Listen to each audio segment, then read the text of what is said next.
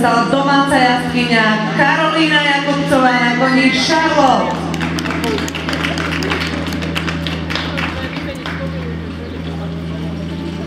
Táto dvojica zvíťazila v čase 63,84, čo znamenalo odchýlku 0,16 od ideálneho času.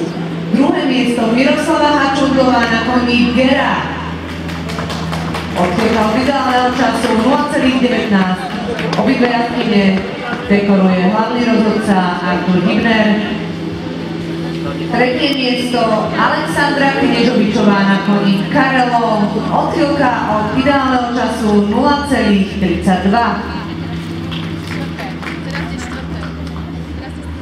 Na štvrtom mieste skončila dvojica Simona Caňová, Chico RS. Gratulujeme a táto dvojica je súčasne víťazkou v kategórii detí, takže dve skúšky na koníkovi Chico RS.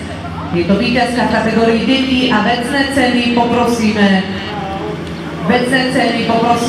rodičov, aby prevzali pre tieto deti. 5. miesto v otvorenej súťaži David Horváth na koni Floris.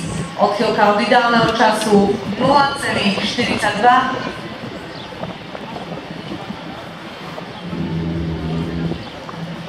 A 6. miesto si vybojoval zástupca Českej republiky Radim Bodlák na koni Dargon.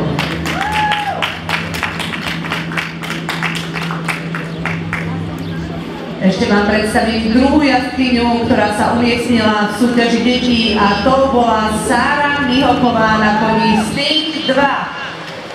Gratulujeme.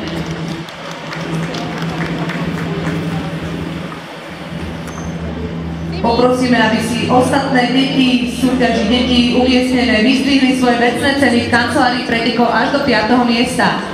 Gratulujeme víťazkám obidvoch kategórií otvorenej súťaži Karolíny Jakubcovej, v kategórii detí Simonke Caňovej, a poprosíme ich, aby nám priviedli jazdcov na čestné kolo.